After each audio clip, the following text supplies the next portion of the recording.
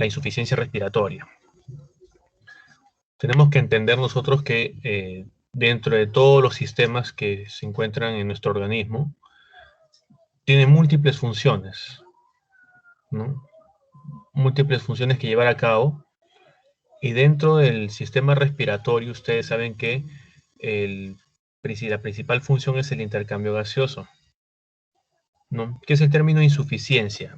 Es la falta de, o es la incapacidad de cumplir una determinada función o funciones.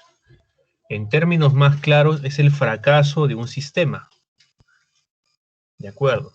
Este fracaso puede ser agudo o puede ser crónico, o insuficiencia aguda o insuficiencia crónica. Hablando del sistema respiratorio, ¿de acuerdo? Vamos a determinar que su fracaso obviamente se produce cuando ya no es posible hacer el intercambio de gases entre el aire inspirado y la sangre venosa. Llámese sangre venosa a la sangre que se encuentra en la arteria pulmonar. Ustedes saben que el único vaso arterial que transporta sangre venosa o desoxigenada es la arteria pulmonar y sus ramas. ¿De acuerdo? Un concepto importante. El sistema respiratorio definitivamente no solamente comprende el aparato en sí, ¿no? Hay una corrección ahí, ¿no? Sino comprende todas las demás estructuras que también participan o que de alguna manera tienen alguna relación con el intercambio gaseoso. ¿No es cierto? El aparato respiratorio, ustedes saben que está constituido por los pulmones y las vías aéreas. Pero hay otros sistemas u otras estructuras que también participan, ¿no? Por ejemplo, en el sistema nervioso central, ustedes ya revisan en semiología, que es el que inicia el impulso respiratorio, es el que da el patrón respiratorio.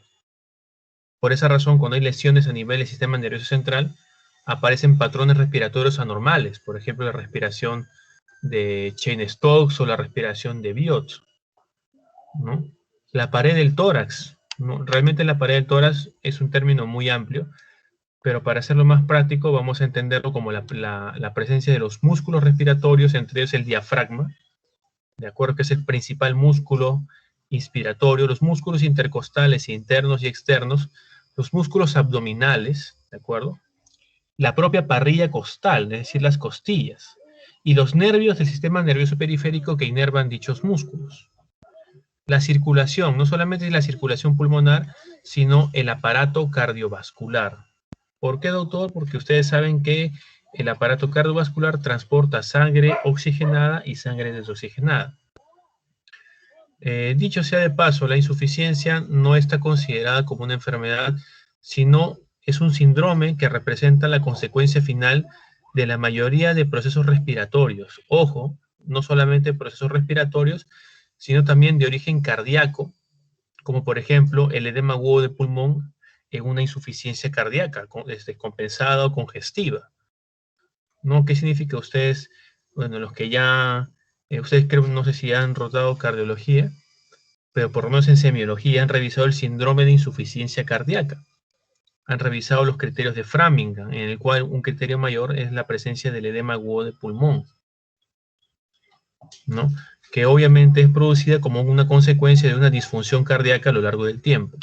Problemas neurológicos, ¿por qué, doctor? Por lo que acabamos de mencionar, ¿no? El sistema nervioso central, con su estructura iniciadora del impulso centro respiratorio que se localiza en el tronco y en el bulbo raquídeo, es el que inicia el proceso respiratorio. Una lesión a dicho nivel va a determinar un trastorno primero dentro del patrón respiratorio y luego un inicio, lo que se llama parada respiratoria o paro respiratorio. Procesos tóxicos que de alguna u otra manera van a producir un compromiso a nivel del sistema nervioso central, traumáticos, no solamente a nivel del sistema nervioso central, sino también a nivel de las costillas, a nivel de los propios pulmones, a nivel de las vías aéreas. ¿De acuerdo?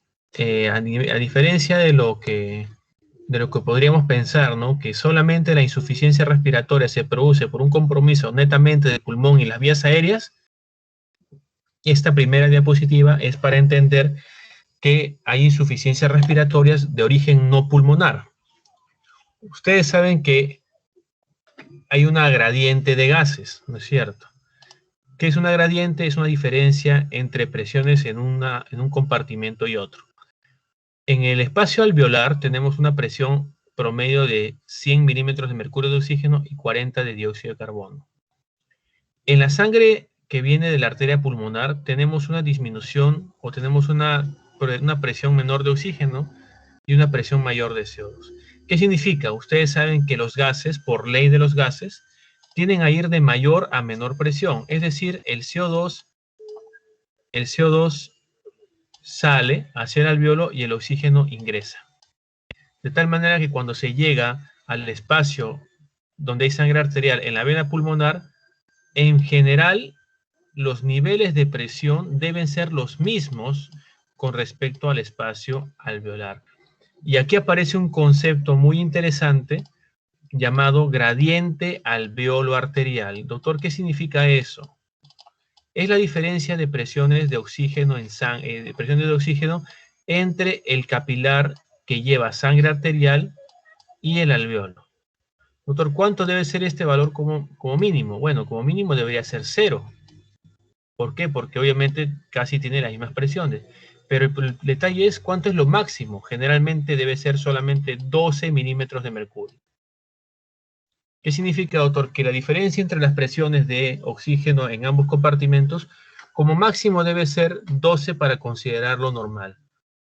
Cuando encontramos que la gradiente es superior a 12, 20, 40, 60, 100, 150, 200, 300, ¿qué significa? Que por alguna razón el oxígeno que se encuentra en el alveolo no puede pasar al capilar. De repente porque el oxígeno no llega adecuadamente, porque la vía aérea está cerrada, o porque de repente hay algún proceso inflamatorio a nivel del alveolo que produce que se llene de una sustancia que podría ser lo que se llama un exudado o un trasudado, y que no permite difundir bien el oxígeno. Ustedes saben que los gases difunden libremente en medio aéreo, pero no difunden libremente ni en medio sólido ni en medio acuoso. ¿Qué significa, doctor? Que si yo tengo un medio acuoso, los gases van a difundir, pero muy lentamente, especialmente el oxígeno. Recuerden ustedes que la velocidad de difusión del dióxido de carbono es superior a la del oxígeno. ¿Qué significa el dióxido de carbono? De alguna u otra manera va a poder salir, pero el oxígeno va a tener problemas para poder ingresar a los capilares. ¿De acuerdo? Y no todas las insuficiencias respiratorias son iguales. Ya hay muchas formas de clasificarla. Una de las más interesantes y más recientes son aquellas que se clasifican en la insuficiencia respiratoria tipo 1, 2, 3 y 4. Doctor, ¿cuál es la 1? También llamada hipoxémica. Ya, también llamada hipoxémica. ¿Qué significa hipoxémica? Que el problema principalmente es disminución de la presión parcial de oxígeno en sangre arterial. Para ser más exacto, menos de 60 milímetros de mercurio.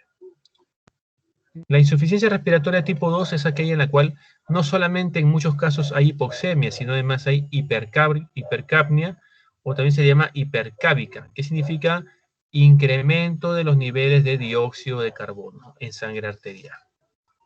Deben ustedes recordar que los niveles normales de presión parcial de dióxido de carbono en sangre arterial es más o menos 40 más menos 5, o sea, va desde 35 hasta 45. Se asume como criterio de insuficiencia respiratoria tipo 2 en aquella situación en la cual la presión parcial de CO2 supera los 50 milímetros de mercurio. La insuficiencia respiratoria tipo 3 es la que se asocia a procesos quirúrgicos, también llamada perioperatoria, inducida principalmente por la acción de los relajantes musculares y anestésicos generales. ¿No? ¿Qué es lo que provocan estos fármacos? Lo que producen generalmente son microatelectasias múltiples en el parénquima pulmonar, y ustedes saben que en el síndrome de atelectasia el alveolo se encuentra colapsado, no permitiendo la difusión de gases. La tipo 4, también llamada asociada a hipoperfusión o a shock, es aquella en la cual es el shock el que no permite, de alguna otra manera, el que no permite que la sangre llegue con presiones normales tanto al lecho como el lecho pulmonar como al lecho sistémico. ¿Qué significa, doctor? Ustedes saben que el síndrome de shock, eso ya lo llevaron en semiología general, el síndrome de shock, ¿a qué es igual? Hipotensión arterial, es decir, la presión arterial se encuentra baja, Y esto se encuentra asociado a hipoperfusión tisular. ¿Qué significa? Llega menos cantidad de sangre a los tejidos, ¿no? Principalmente, por ejemplo, a nivel renal, llega menos sangre a nivel de la arteria renal, eso provoca la insuficiencia renal aguda prerrenal, ¿no? A nivel, por ejemplo, a nivel cardíaco, puede provocar lo que se llama injuria miocárdica y termina en shock cardiogénico, ¿no? Y el pulmón como tal, como todo órgano, tiene doble, como en este caso tiene una circulación nutricia, ¿no? Determinado por las arterias bronquiales, que son ramas secundarias de la aorta, ¿no? Y tenemos la circulación funcional, que es la que proviene de las arterias pulmonares, que vienen del tronco de la pulmonar, que se encuentra en el ventrículo derecho y que tiene sangre rica en CO2. En ambos casos, si yo tengo un estado de hipoperfusión o de shock, va a haber en la circulación pulmonar menos cantidad de sangre que se va a intercambiar, que va a producir intercambio de gases, y por la parte del lado izquierdo del corazón, es decir, la circulación sistémica, va a llegar menos cantidad de oxígeno a los tejidos. ¿De acuerdo? Aquí tenemos la definición de cada una. La tipo 1, principalmente cuando hay hipoxemia, ¿de acuerdo? Generalmente tenemos una gradiente alveolo arterial elevada. Ya saben ustedes qué es la gradiente alveolo arterial, ¿no? Cuando se presenta una diferencia muy grande entre las presiones de oxígeno en el alveolo y en el capilar. La insuficiencia respiratoria tipo 2 es aquella en la cual generalmente en la mayoría de los casos la gradiente se encuentra normal, pero predomina un nivel de dióxido de carbono elevado.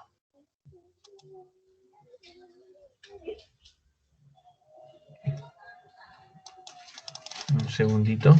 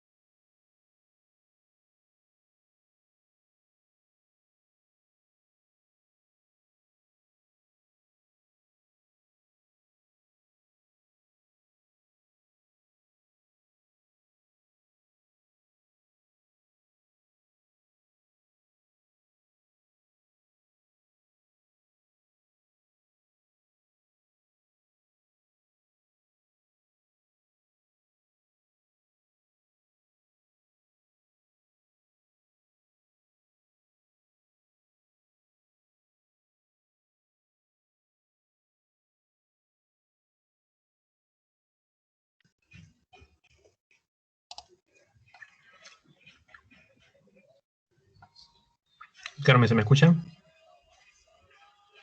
Sí, doctor. Y ahora sí, no sé qué pasa con la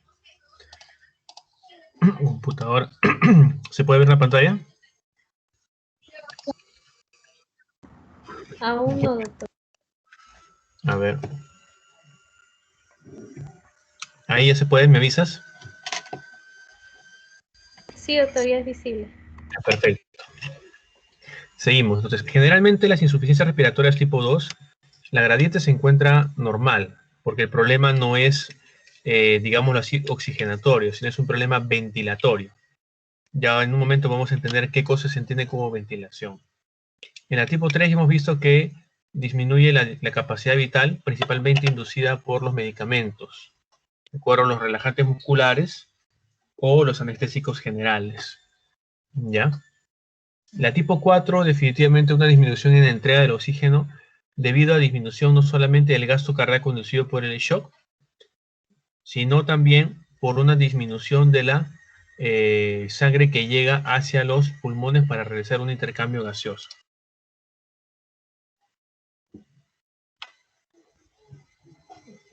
Desde el punto de vista evolutivo también podemos clasificar las insuficiencias respiratorias en agudas, crónicas y crónicas reagudizadas. Insuficiencias respiratorias agudas, aquellos pacientes de pocas horas o días de evolución. Un caso muy típico, por ejemplo, es el de la neumonía o el edema agudo de pulmón. La insuficiencia respiratoria crónica es aquel paciente que tiene un proceso pulmonar o no pulmonar crónico, pero que definitivamente hay signos importantes que nos van a indicar hipoxemia crónica. Por ejemplo, el hipocratismo digital, ¿no? Las uñas en vidrio de reloj, pacientes tosedores crónicos, con cianosis, pacientes incluso con caquexia, ¿no? Como es el caso, por ejemplo, de algunos fenotipos de POC. No, la insuficiencia respiratoria crónica reagudizada es aquel paciente que se encuentra con un problema crónico, pero por alguna razón, principalmente infecciones, presenta una insuficiencia respiratoria aguda sobre su problema crónico. Ahora, hay definitivamente mecanismos de insuficiencia respiratoria, ¿no, doctor? ¿Cuál es la diferencia entre un mecanismo y entre un tipo? Que en un mismo tipo de insuficiencia respiratoria yo puedo encontrar varios mecanismos. El más común, el más elemental, el más simple de entender es la disminución de la fracción inspiratoria de oxígeno, que significa disminuye la concentración de oxígeno en el aire ambiental. Por ejemplo, en los lugares cerrados, en las grandes alturas. Hipoventilación alveolar, disminuye la cantidad y la presión para ventilar. Doctor, ¿qué es una ventilación? Vamos a aclararlo ahora. Doctor, una ventilación equivale a una inspiración más una expiración. Dicho en términos comunes, una ventilación, el número de ventilaciones en un minuto es lo que ustedes en semiología han aprendido como frecuencia respiratoria. Esta relación entre la inspiración y la expiración tiene una proporción interesante.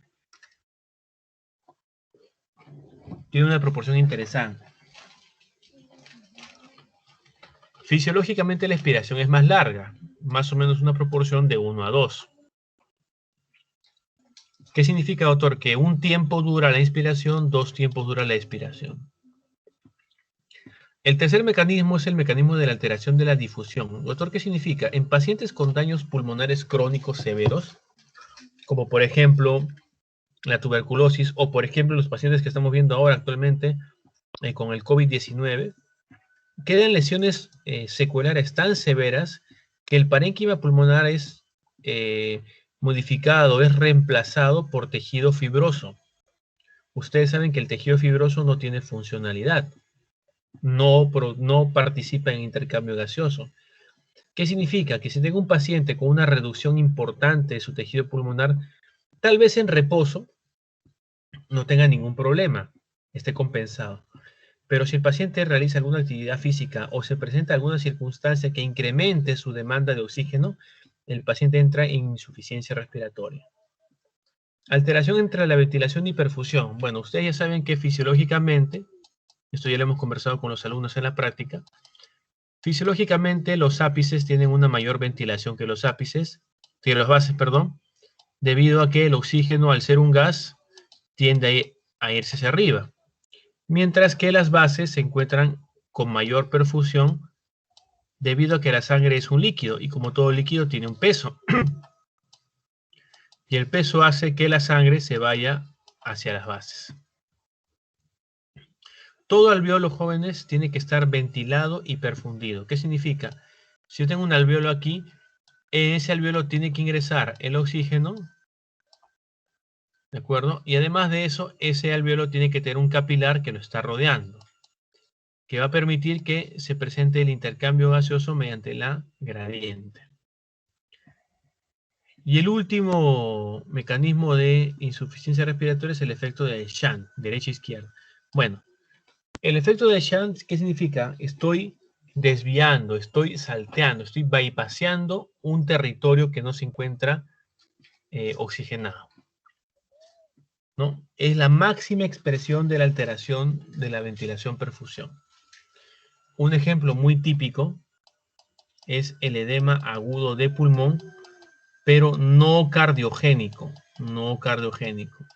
A este cuadro de edema agudo de pulmón no cardiogénico se le llama síndrome de distrés respiratorio agudo.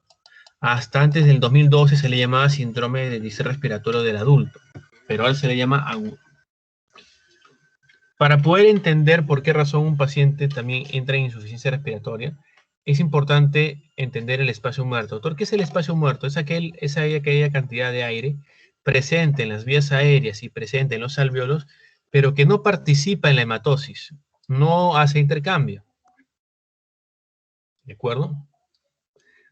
Definitivamente, el espacio muerto a nivel alveolar, de manera, por así decirlo, patológicamente hablando, es aquel aire, de acuerdo, que ventila en los alvéolos no perfundidos.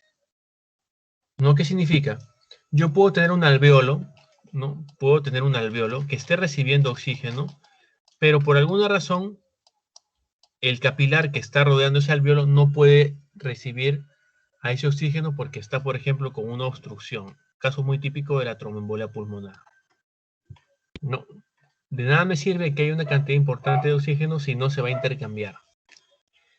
El espacio muerto fisiológico normal es aquella cantidad de gas a nivel alveolar que no se intercambia. No, cosa muy diferente del espacio muerto anatómico, que es la cantidad de aire presente en las vías aéreas, obviamente que tampoco se intercambia.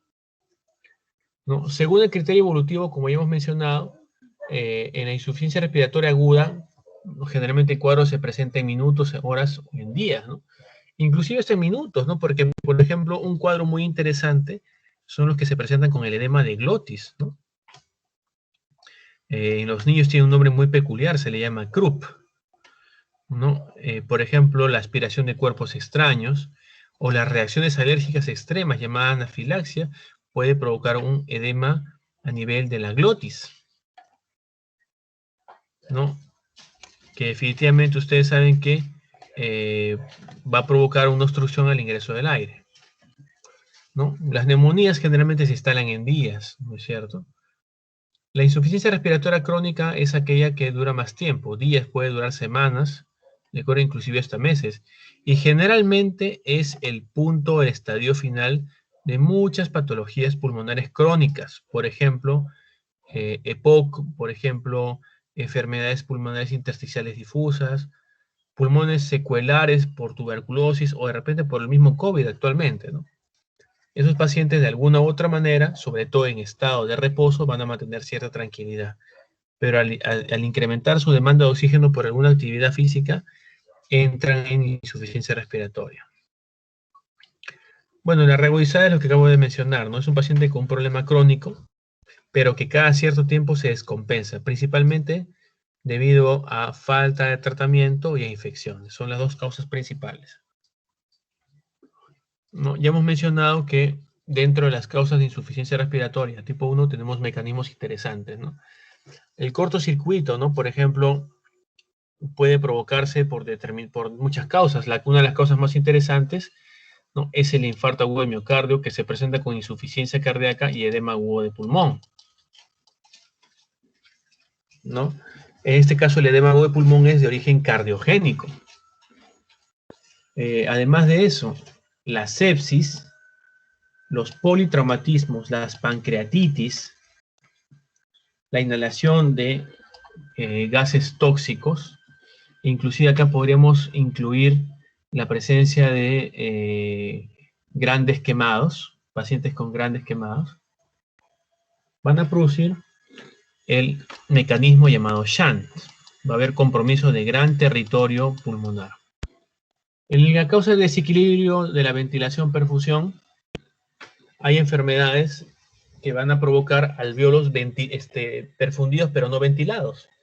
Y no ventilados, ¿por qué, doctor? Porque de repente la vía aérea está obstruida, como es el caso de las enfermedades obstructivas, como el EPOC y el asma, ¿no? Voy a tener de repente menos alvéolos ventilados que perfundidos, ¿por qué? Por incremento del tejido intersticial, el espacio intersticial.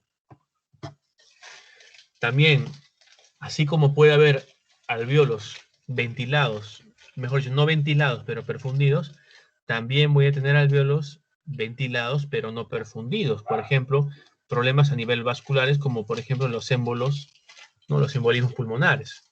¿De acuerdo?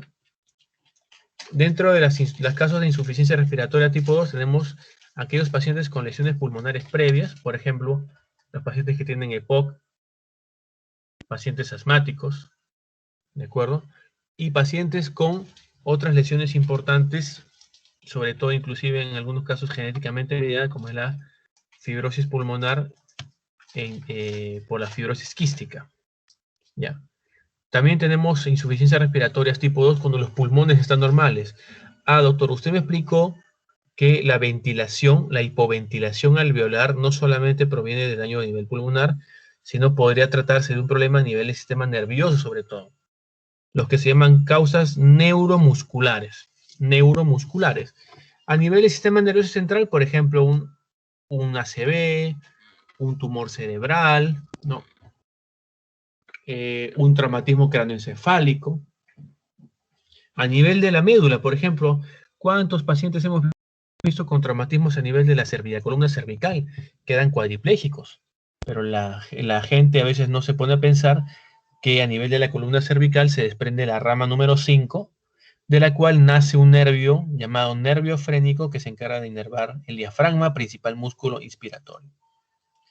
Definitivamente hay enfermedades como el botulismo, ¿no? Mediada por un germen llamado Clostridium botulinum, que tiene una toxina botulínica, que lo que provoca es parálisis. Principalmente podría provocar a nivel de los músculos respiratorios, al igual que la miastenia gravis, que es una enfermedad inmunológica. ¿No? La esclerosis lateral amiotrófica es una enfermedad degenerativa. La polimiositis es una enfermedad inflamatoria inmunológica en la cual se presenta inflamación, valga la redundancia, a nivel sobre todo de los músculos, inclusive músculos respiratorios. ¿De acuerdo? Entonces yo digo, tengo un paciente con insuficiencia respiratoria. Si no tengo hipercapnia, yo debo analizar. Mi paciente tiene enfermedades pulmonares crónicas, como por ejemplo EPOC, asma, bronquiectasias o enfermedades intersticiales, ¿no? Ustedes, para que revisen cuál es la clasificación de las enfermedades intersticiales, es decir, lo que comúnmente denominamos fibrosis pulmonar. Enfermedades pulmonares agudas por este lado. Si son localizadas, por ejemplo, las neumonías y las tromboembolias pulmonares cuando son segmentarias o cuando son lobares. Espero que conversamos el día de hoy con mi grupo, ¿no? Va a ver que no todas las tromboembolias pulmonares son masivas, es decir, incluyen todo un lecho pulmonar, ¿de acuerdo? Puede haber episodios de tromboembolia que son pues segmentarios. De causa, de origen o de presentación difusa, los edemas agudos de pulmón. Edema agudo de pulmón cardiogénico y no cardiogénico. Si el paciente tiende a presentar hipercapnia, yo digo, si tiene un problema pulmonar patológico, generalmente suele ser un proceso obstructivo crónico como el EPOC y el asma. Y si tiene hipercapnia pero está sano el pulmón, vamos a corroborar si es que hay lesiones a nivel del sistema nervioso central, a nivel de los tejidos neuromusculares, por ejemplo,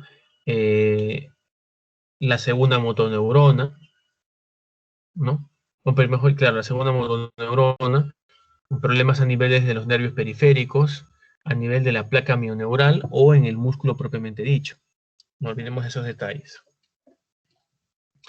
Definitivamente, estos son los principales mecanismos de insuficiencia respiratoria, los 5 mecanismos.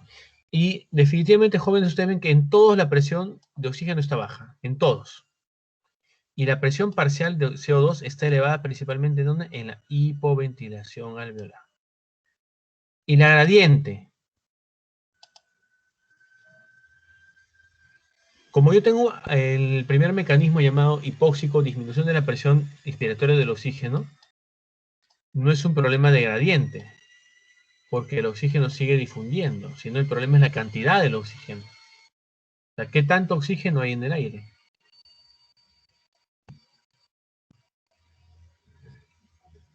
A nivel de la hipoventilación alveolar, la gradiente también suele encontrarse normal debido a que no es un problema oxigenatorio, sino ventilatorio.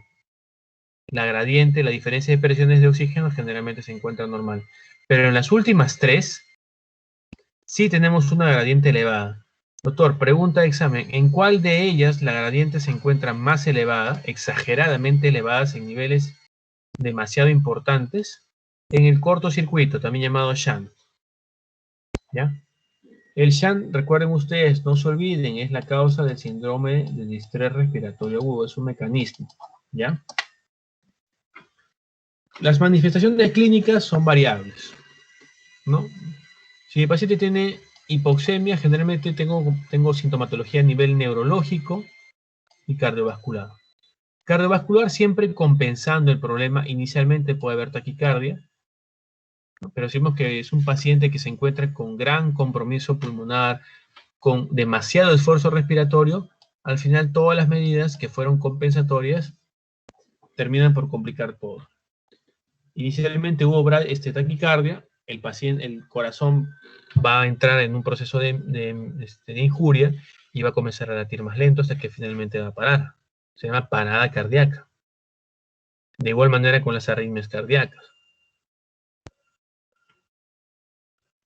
A nivel neurológico principalmente hay grados de compromiso del estado de conciencia, por ejemplo la confusión, el estupor y el coma. Y en casos más severos,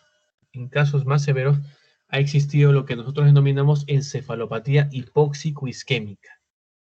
Generalmente se presenta en pacientes que ya han recibido manejo con reanimación cardiopulmonar. No hay un tiempo específicamente, ¿no? Generalmente son 10 a 15 minutos para poder intentar reanimar un paciente y poder sacarlo del paro, porque ya a partir de los 15 minutos ya suelen haber lesiones irreversibles. ¿De acuerdo? Si hay pulmones normales, ¿de acuerdo? El nivel del compromiso neurológico, sobre todo en hipoxemias muy severas, podría haber incluso hasta hipertensión intracraneal o endocraneana. Eso que equivale a edema cerebral. A nivel cardiovascular, podemos encontrar hipertensión sistólica. Y obviamente hipotensión tardía. Inclusive la hipoxemia o la insuficiencia respiratoria podría ser un factor desencadenante o descompensante de una insuficiencia cardíaca. ¿No? Aquí clasificamos principalmente las manifestaciones según si son hipoxémicas o son hipercámnicas. ¿No? Generalmente las hipoxémicas, ¿qué provocan? Disminución de oxígeno a nivel cerebral, compromiso del estado de conciencia, ansiedad, confusión, podría haber hasta incluso un paciente convulsionando por hipoxemia.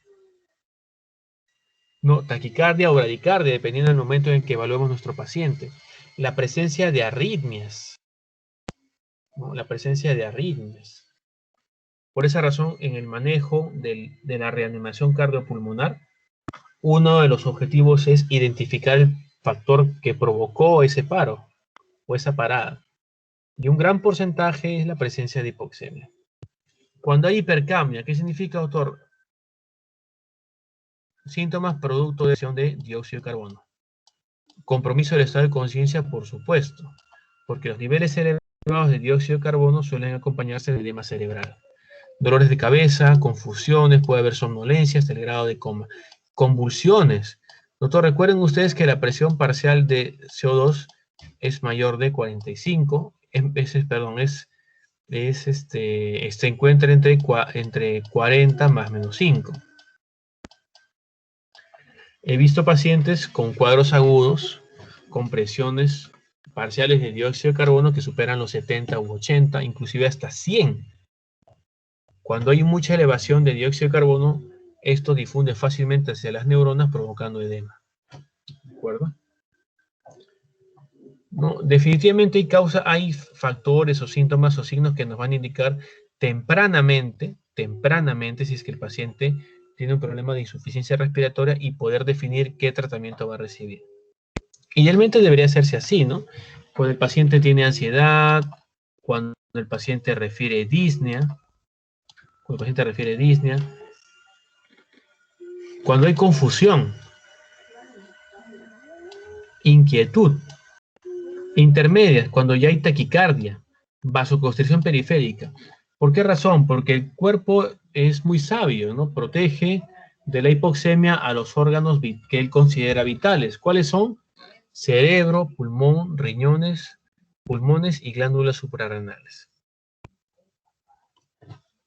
Y obviamente tenemos manifestaciones tardías que, bueno, pues cualquiera podría identificarlas. Por ejemplo, la cianosis, la presencia de arritmias, ¿no? O el estado de coma, o un paciente con un compromiso de paro cardíaco, sea por hipoxemia o sea por hipercambio. ¿Cuáles son signos de gravedad? ¿Cuáles son signos que me van a indicar que este paciente idealmente debería ser manejado en una unidad de cuidados intensivos?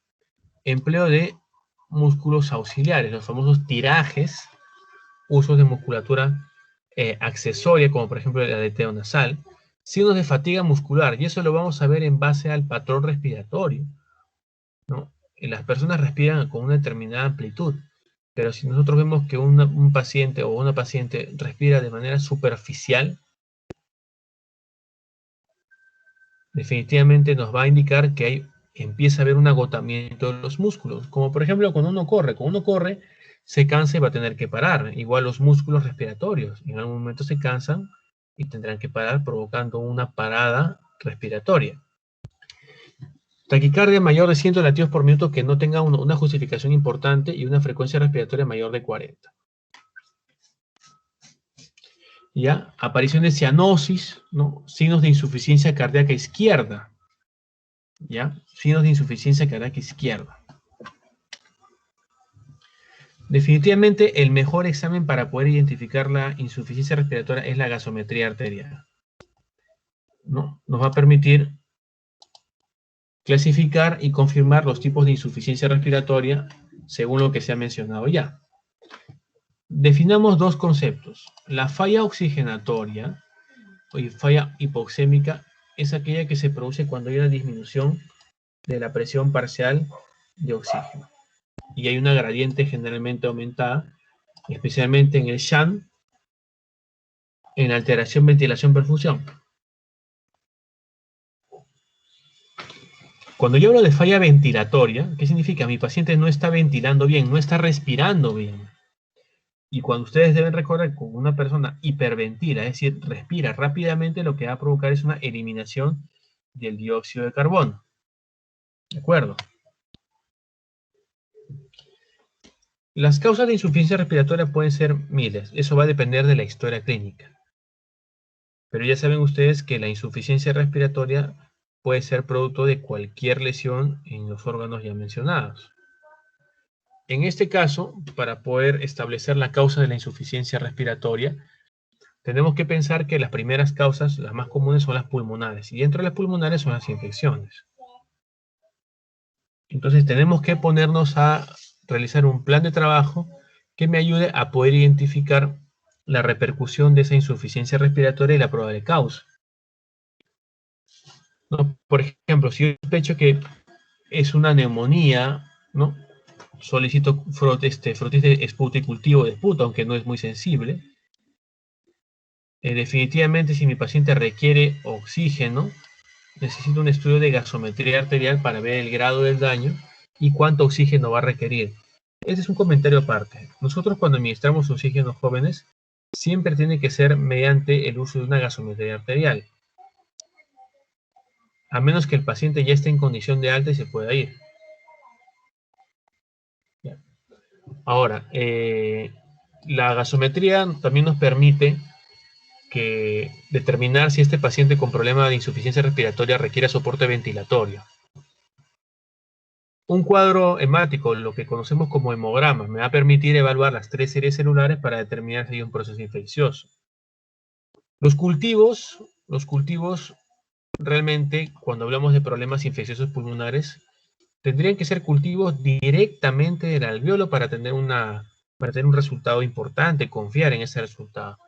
Porque generalmente, ¿qué es lo que se hace? Se pide un cultivo de esputo, pero ustedes saben que en la cavidad bucal hay muchas bacterias. Entonces, cuando se emite el resultado, encuentran muchas bacterias que, si bien es cierto, se encuentran en la cavidad bucal, en la faringe, en la laringe, no son las causantes de ese proceso infeccioso. El examen ideal para poder tomar una buena muestra es la fibrobroncoscopía, pero eso se hace más adelante una vez estabilizado el paciente, a menos que la fibrobroncoscopía sea terapéutica. ¿Qué significa eso, doctor? El neumólogo entra con su fibroscopio, ingresa hasta los bronquios e identifica cuál es la vía respiratoria que se encuentra obstruida o con algún problema. Si hablamos nosotros de atelectasias, el broncoscopio entra y lo que hace es aperturar esa vía aérea para que pueda permitir el pase del oxígeno. La función renal, de todas maneras. Y si yo sospecho de una causa cardíaca de origen, de que cause el problema respiratorio, no estaría de más un electrocardiograma y un dosaje de enzimas cardíacas. Miren ustedes, por ejemplo, acá. A ver, Gallegos, ¿qué puedes ver en esta primera radiografía del lado izquierdo? Donde está el check.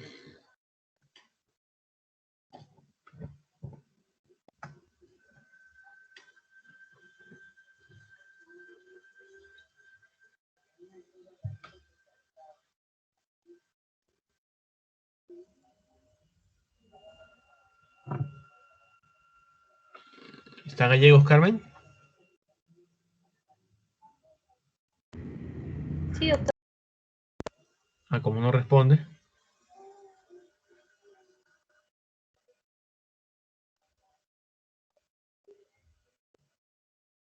A ver, Deza, ¿qué se ve en esta radiografía de la izquierda? Sí, doctor, es una radiografía que se ve una condensación en el hemitórax derecho, una imagen radiopaca. Ya, muy bien. ¿Y en la de la derecha, qué puedes observar?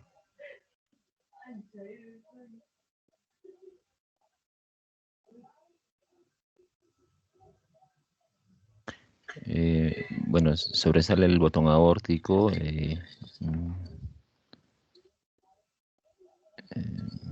Bueno, los pulmones.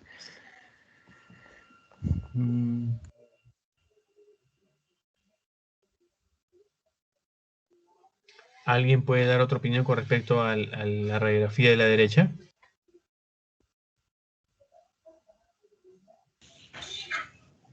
En la flecha blanca está señalando, doctor, a nivel hay una neumotórax. Ya, muy bien. Un neumotórax. Miren ustedes, el objetivo de esta diapositiva es que dentro de nuestro plan de trabajo necesariamente tiene que haber un examen de imagen. La radiografía de tórax es una imagen muy, de alguna otra manera, muy simple, pero nos puede dar abundante información. En la izquierda, ¿qué cosa vemos? Como dice su compañero, podemos ver un infiltrado de tipo alveolar. ¿Por qué, doctor, alveolar? Porque aquí está el famoso broncograma aéreo. ¿No? Broncograma aéreo, que es el exceso o el atrapamiento de aire en los bronquiolos terminales que se encuentran anteriores a los alveolos que se encuentran con el sudado dentro. Y en el lado de la derecha lo que nosotros vamos a ver es lo siguiente. Miren ustedes estas líneas. Doctor, ¿por qué aparecen esas líneas a nivel de los bronquios?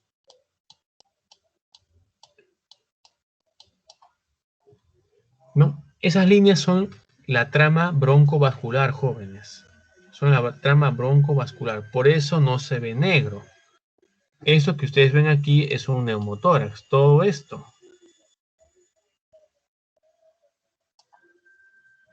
¿Qué significa neumotórax? Presencia de aire en la cavidad pleural. Generalmente suele ser espontáneo cuando no hay ninguna causa de fondo, o puede ser secundario cuando hay una causa importante, ¿no? Por ejemplo, lesiones pulmonares seculares por tuberculosis, etcétera, etcétera, etcétera. Ya, entonces, un examen de imagen, chicos, sí o sí tiene que estar.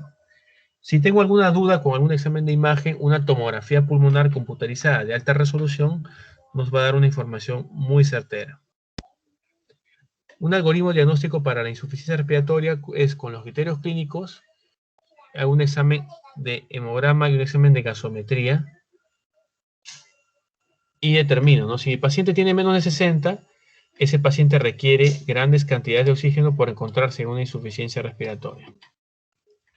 Si tengo yo una presión parcial de oxígeno mayor a 60, no estamos frente a una insuficiencia respiratoria. Ahora, si yo tengo una presión parcial de CO2 elevada, yo veo la gradiente. Si la gradiente está normal, ¿qué significa? No hay compromiso a nivel de la membrana alveolo-capilar, sino simplemente problema ventilatorio. Aquí yo digo, doctor, es un problema del sistema nervioso central, ¿de acuerdo? O una enfermedad neuromuscular. Puede ser, por ejemplo, un síndrome de Guillain-Barré, puede ser una esclerosis lateral amiotrófica. Ahora, si la gradiente está anormal, es porque hay un compromiso a nivel de la membrana alveolo-capilar que no permite que difunda fácilmente el oxígeno. ¿Cuáles son las causas más interesantes? Por ejemplo, el edema agudo de pulmón carogénico, el distrés respiratorio pulmonar llamado edema agudo de pulmón no carogénico. ¿No? Ahora, si yo tengo una presión parcial de CO2 normal o baja, lo que voy a hacer es una radiografía para corroborar si es que tengo pulmones secuelares o con daño previo crónico o pulmones sanos. Si tengo pulmones sanos, generalmente se asocian a problemas, pulmones claros, perdón, ¿no?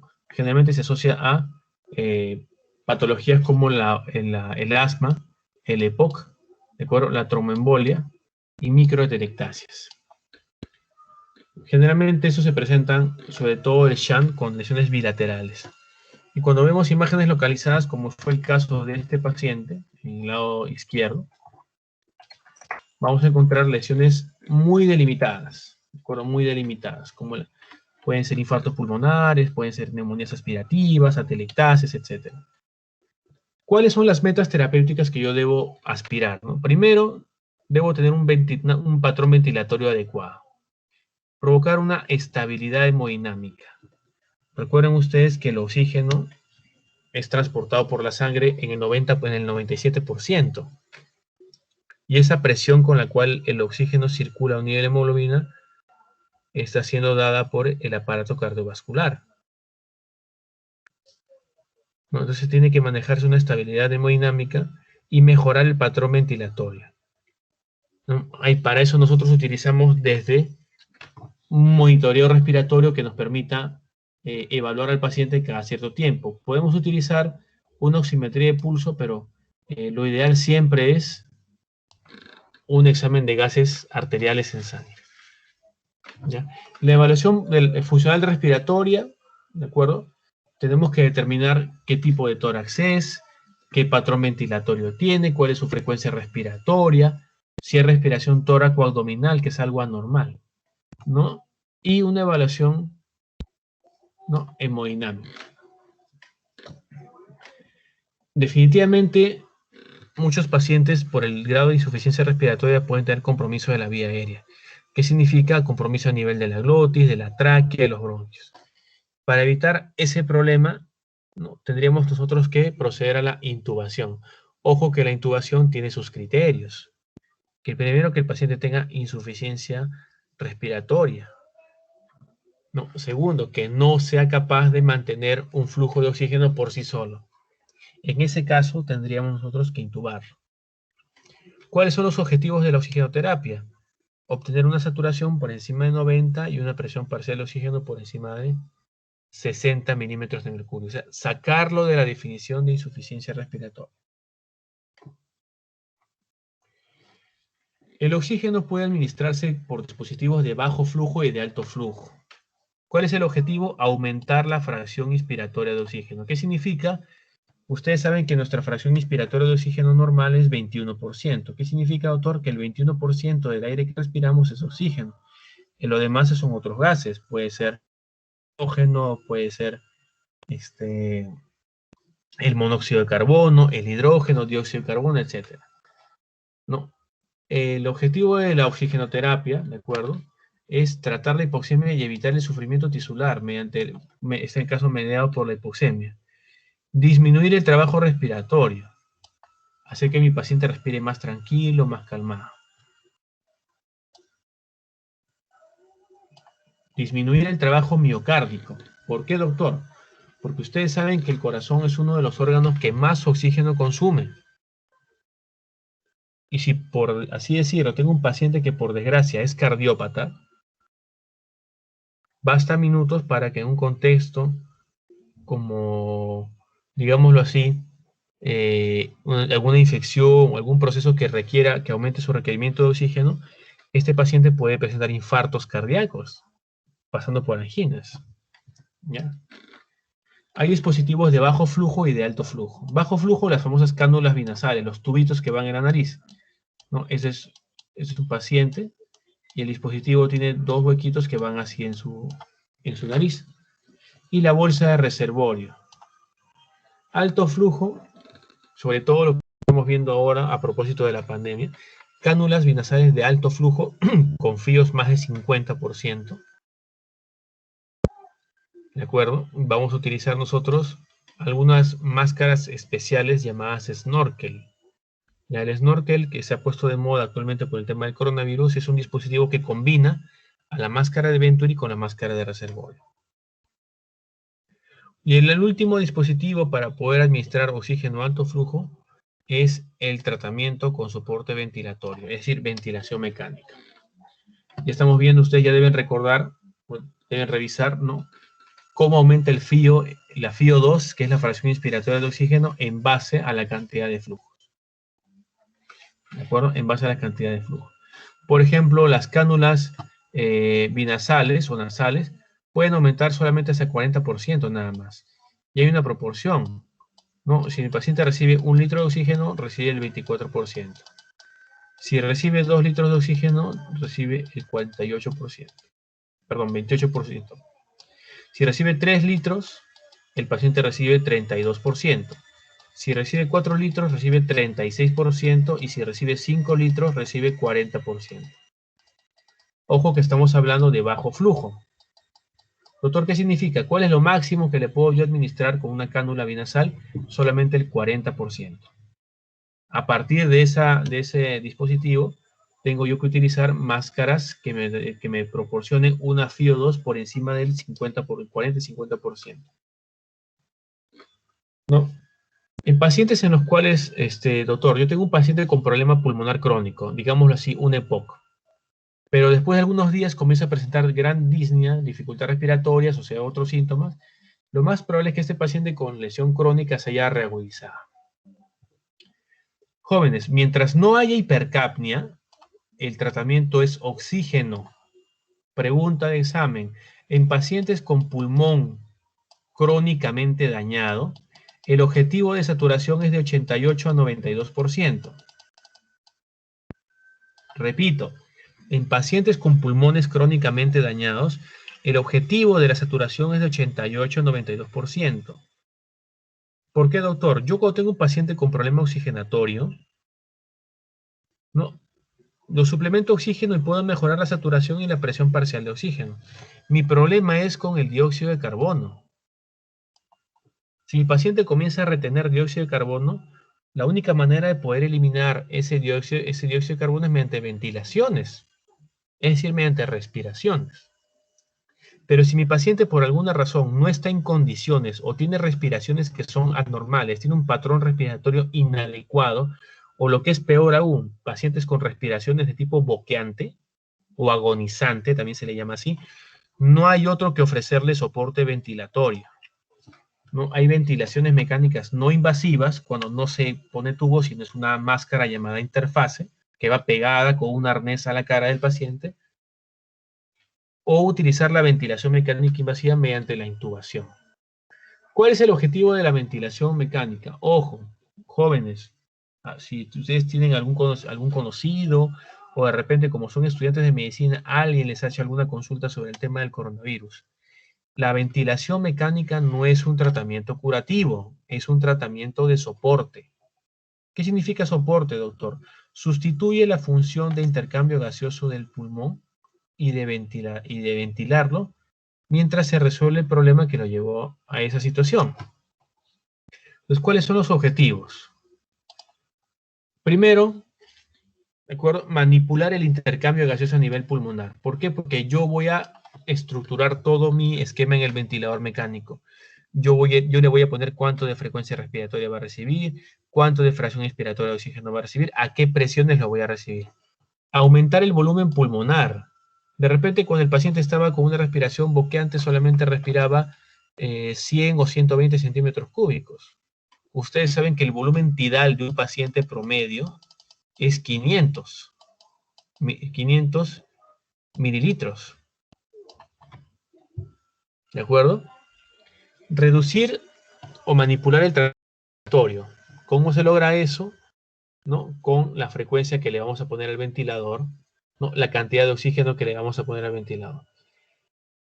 Con el oxígeno, es decir, con una FiO2 que pudiera llegar hasta el 100%, el ventilador mecánico es el único que puede asegurar una FiO2 al 100%, mejora la hipoxemia. Y con la frecuencia respiratoria que yo le indique a ese paciente, voy a mejorar la acidosis respiratoria. ¿Medida por quién? Por la presión parcial de CO2. ¿De acuerdo?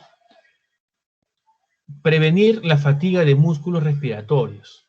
Ya les he comentado, cuando tengo un paciente con problema oxigenatorio, el paciente respira tan rápido que termina por cansarse y los músculos, como cualquier otro del cuerpo, terminan por agotarse. ¿Entienden? Tener bastante consideración en eso. No esperar que tenga un paciente yo boqueando para intubarlo o para darle soporte ventilatorio. ¿Bien?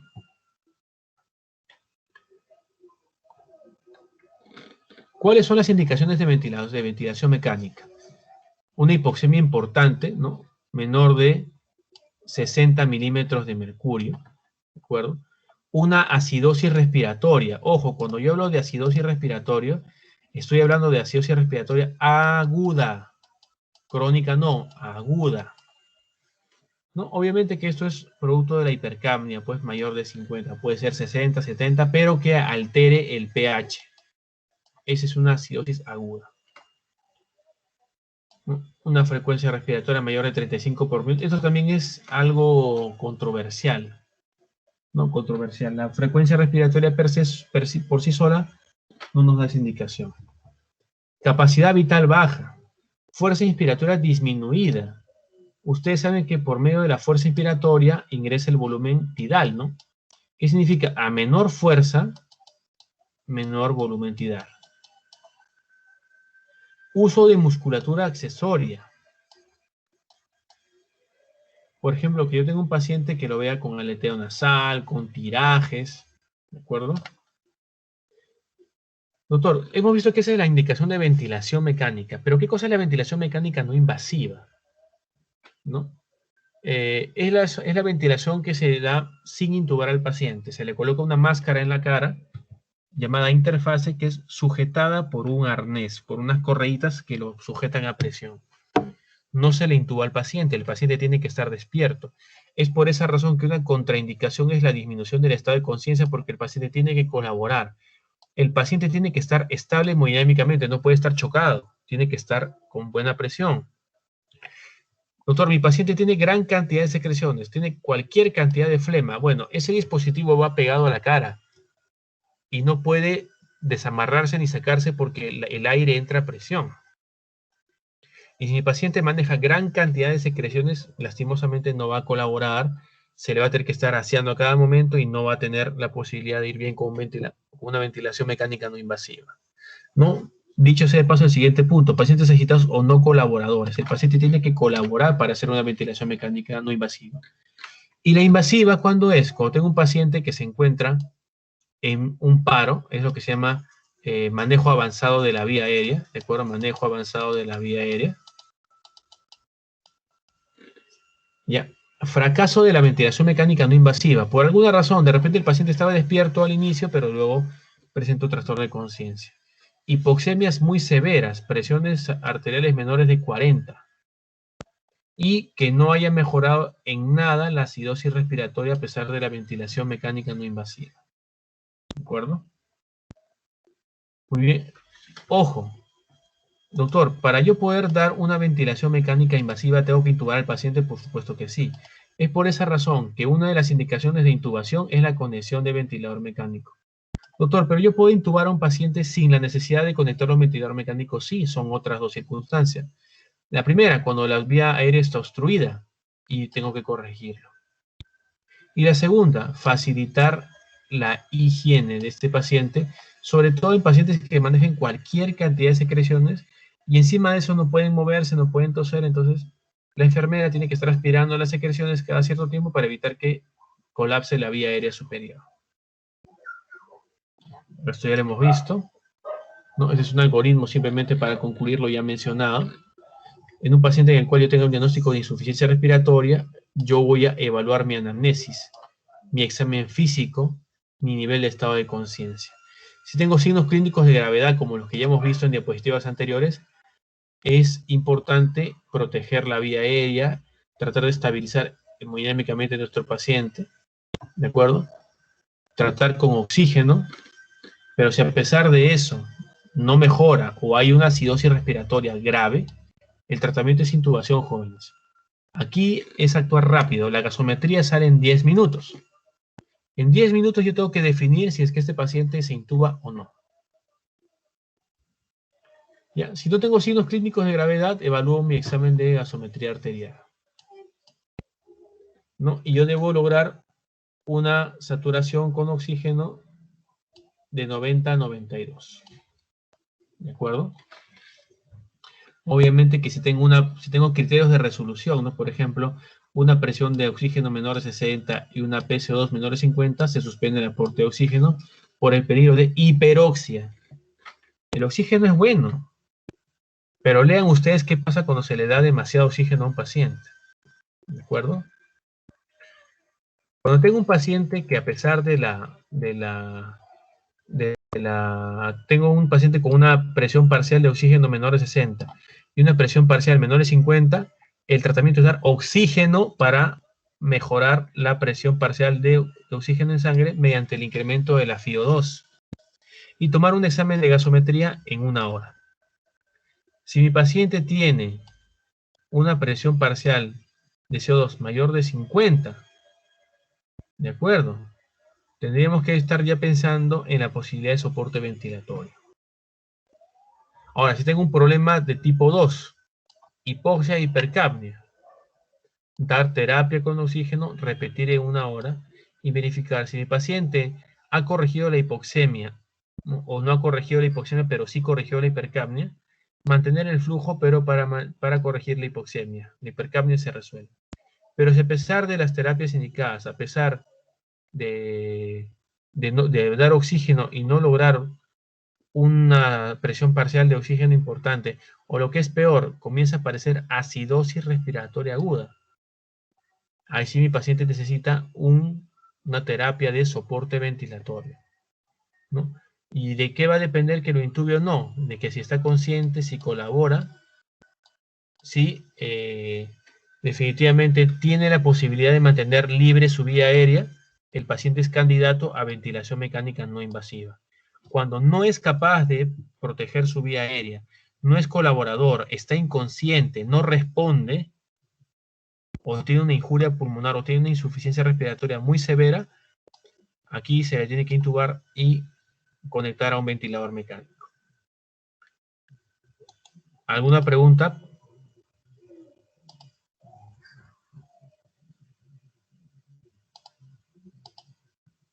Sí, doctor, una consulta. Dime, Eh, Juanita. en una parte de su exposición, doctor, mencionó que en la ventilación mecánica se podía aumentar un cierto porcentaje, ¿no? Sí. ¿Es de acuerdo a lo que el paciente tiene o es el porcentaje que se va a aumentar en sí? ¿Qué porcentaje? ¿Te refieres a la FIO? Ujú, sí, doctor. Ya, la FIO la ponemos nosotros, lo pone el médico. No, el paciente obviamente se sobreentiende que si no está intubado respira aire ambiental al 21%. Pero una de las maneras de poder incrementar la presión, ojo, aquí no estamos hablando solamente de saturación, jóvenes, hablamos de presión parcial de oxígeno. Y un índice llamado PAFI, que ya les he explicado en la práctica, es la relación entre la presión parcial de oxígeno y la FiO2. Entonces, yo al incrementar la FiO2, lo que voy a intentar incrementar es la presión parcial de oxígeno. O sea, ¿qué significa? El aire que ingresa por el tubo ya no va a tener de repente el 21% de oxígeno, de repente va a tener el 30, el 40, el 50 o hasta el 100%. ¿Con qué finalidad se hace eso, doctor? Mejorar la presión parcial de oxígeno de este paciente para provocar una oxigenación adecuada a los tejidos. ¿De acuerdo?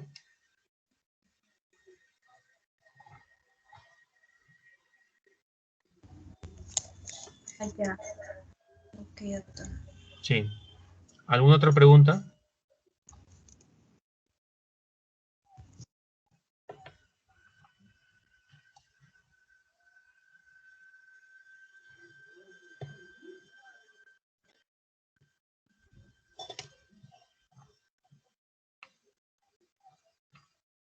Ya, muy bien. Muy bien, Carmen. Hemos concluido entonces.